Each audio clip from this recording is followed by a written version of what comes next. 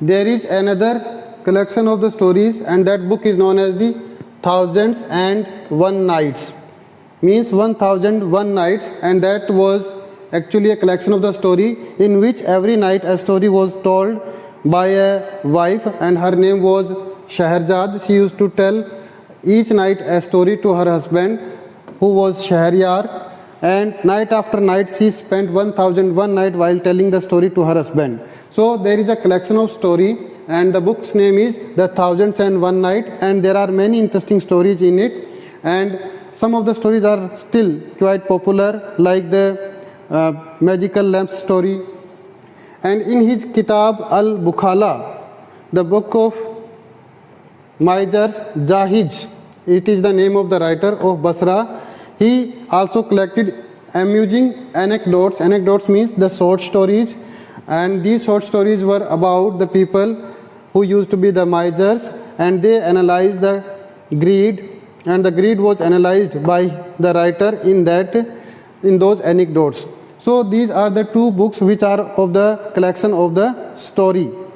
One is The Thousand and One Nights, and another one is the book of Miser, written by Jahij of Basra, and who collected the small anecdotes of the miser people, and he analyzed the greed of these people in that collection of the story, that is the book of Misers. So a lot of literary work was done at that time, and which enhanced the prestige of the Islamic civilization.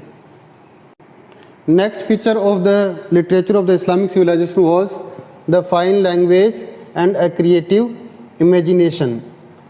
The use of the fine language was also considered to be very important while writing a story or any other form of literature. So these qualities raised a person's communication to the level of adab. Adab is a kind of writing or a kind of communication which is well-mannered and which is very fine and sophisticated. Other forms of expression included poetry, that is called the nazm, that we have discussed in the Rubaiyat of Umar Khayyam as well as Rudaki, that is called nazm, or orderly arrangement, and prose, that is called nathr, and this is having a scattered words. So you can see that in poetry the arrangement of the words are in a particular manner, but in prose it is not so. It's a loose kind of writing. The words are scattered, and mainly nathr was meant to be memorized. The most popular poetic composition of pre-Islamic origin was the ode. Ode is a kind of writing that is also known by the name of qasida, and it is in Arabic language. In English it is called the ode. Ode is a thing which describes the beauty or characteristic of a particular thing, like the Ode to Autumn, which is a famous ode written by a poet in English literature, mainly John Keats. The same way Ode to the Nightingale, that describes the beauty of the nightingale.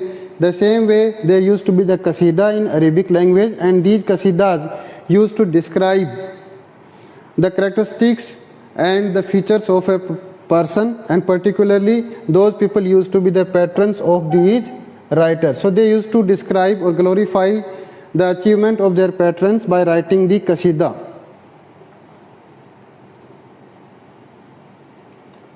Next is Sufism. So this is a different topic which we are going to discuss after the writings. Sufism is a branch of Islam, and that is mainly a form of devotion which developed after some time of the Prophet Muhammad in Islam, and they were little bit liberal people than the orthodox Islamic people. So Sufism, who were the Sufis? A group of religious minded people in medieval Islam known as the Sufis sought a deeper and more personal knowledge of God. So they did not believe in the rituals which has been described in the Sharia as well as in the Quran. Rather, they used to worship the God on their personal level, and according to them, the religion is personal, not a part of the community or society. So everybody is free to worship the God the way they want to worship the God. And they were mainly believed in the asceticism, that is the Rahbaniya, and mysticism. So they used to live away from the materialistic world, and they used to be intense, devoted to the God. Sufis sought to renounce the world. That is called Zuhud. Means they used to remain away from the materialistic world, and generally they used to wear the tattered cloth. And they used to live a very simple and hard life. And rely on God alone. That is called tawakkul. So they did not believe in rituals. They just relied on the God itself. Higher stage of the mysticism, that is called tasawwuf. That is a kind of prayer which is done by the Sufis by the ideas of pantheism. Pantheism means they used to believe that they are also the part of the God and there is no difference between them and the God. So they were intensely connected with the God and they used to love the God.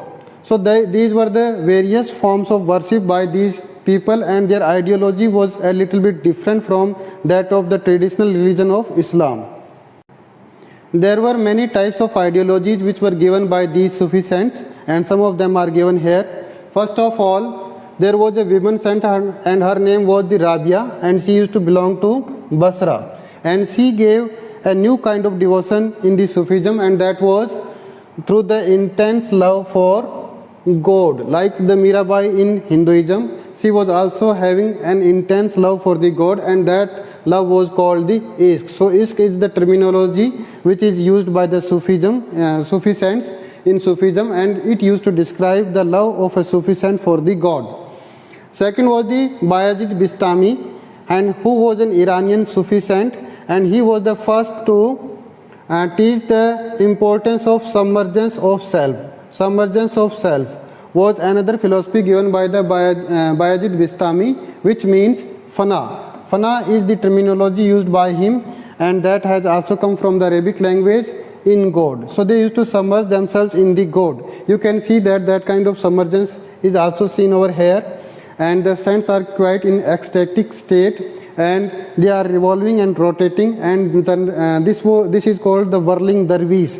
And the whirling dervish used to copy the revolution and rotation of the planets around this sun, and so they depict the solar system, because sun used to be considered the embodiment of the God, and the planets are the moving souls. So they used to copy that planetary system while dancing, and these are called the whirling dervish.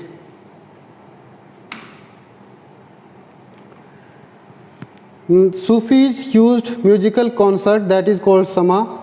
So music used to be played there, but in Islam you can see that music was prohibited to induce ecstasy, that ecstasy which I had shown you through that whirling dervish, and that used to stimulate emotion of love and passion. And Dunlun Misri, who was again a Sufi saint, whose grave can still be seen near the pyramids of Egypt, declared before the Abbasid Caliph Al-Mutawakkil that he learnt true Islam from an old woman, a true cavalry from a water carrier. It means they used to believe in the simple living and high thinking. They did not believe in the rituals. So this was the kind of ideology of the Sufism. And Sufi saints used to be a little bit liberal, and they also used to communicate with the people in their own local languages, and they were very much attached with the common people. By making religion more personal, they used to believe that the religion is a personal matter and it is not a matter of the state, and less institutional, which is generally considered in Islam. Sufism gained popularity and posed a challenge to the orthodox Islam. It means the liberal views of the Sufism started challenging the authority of the Islam, and generally they aggravated the ulemas of that time. And this Sufi movement initially was started by Abdul Qadir, who used to belong from Baghdad. Later on, this Sufism also came to India, and there are many saints in India who belong to the Sufism, like the Khwaja Muinuddin Chishti, Hazrat Nizamuddin Aulia.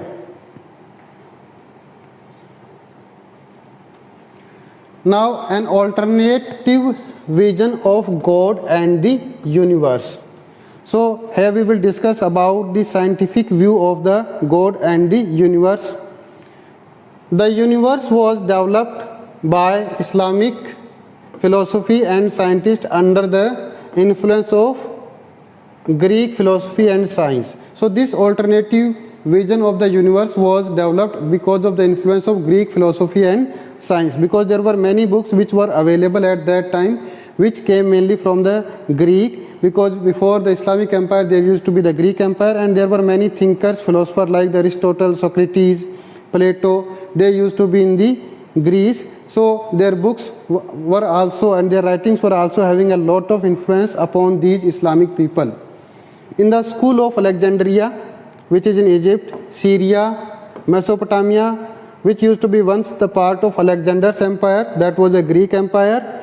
So the Greek philosophy, mathematics and medicines were taught along with other subjects. And because of the teaching of the Greek philosophy, mathematics and medicine, they were having a considerable influence of the Greek ideology. As a result, they were able to develop an alternate view of the God as well as universe, which was more scientific and practical in nature.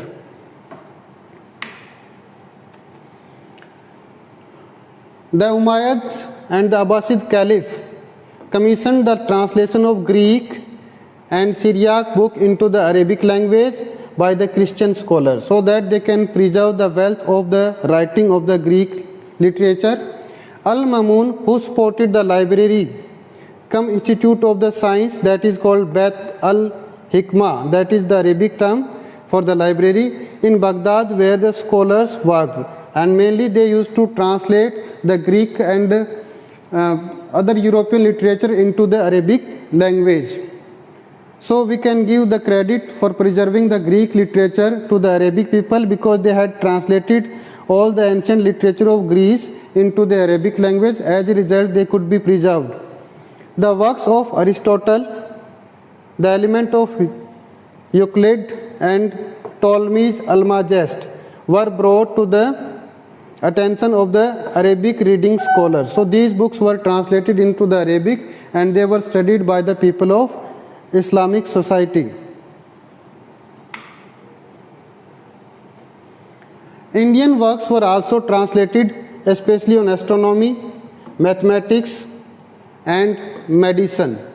Especially these three works were also translated into the Arabic language during the same period along with the Greek literature. These works reached Europe and kindled the interest in philosophy and science. Later on, these translations circulated in the European continent, and that also ignited the fire to learn about the philosophy and science for the European people. The study of new subjects promoted critical inquiry and had a profound influence on Islamic intellectuals. So by studying these works of science and philosophy, a lot of change took place in the mindset of Islam, and that change could also be seen in the later ages in the society of Islam. And the major writers of the Islamic community who were also having the scientific bent of mind, they were the Ibn Sina that we have discussed earlier also. He was a doctor by profession and a philosopher, and he did not believe in the resurrection of the body on the day of judgment. So this is a philosophy in the traditional Islamic religion which is also written in the Quran, that on the day of judgment, that is the Qayamat ka din, on that day the body will be resurrected and the God will give the share of the resources to each and every Muslim. So Ibn Sina, who was having a scientific bent of mind, he did not believe in such kind of ideology because of the influence of the Greek and Indian literature, and especially on science and philosophy. The most influential was the Al-Qanun fil Tibb, that is a book written by Ibn Sina, and the English translation of it is called Canon of Medicine, and in which 1,000,000 of words has been written with the handwriting, that is called manuscript, that lists of 760 drugs. So how many drugs have been described in the Canon of Medicine? Around 760 drugs, and that is sold by the pharmacist on this day also. So many of these drugs are still used by human being. And he also wrote about his experiment which he undertook in the hospital, and the hospitals used to be called at that time as the Bimaristan. So in the Bimaristan he conducted certain experiments for certain drugs that can be said to have a clinical trial. He was conducted the trial of these drugs, and that process has also been written in his book that is called The Canon of Medicine. So this also initiated the process of the modern medicines.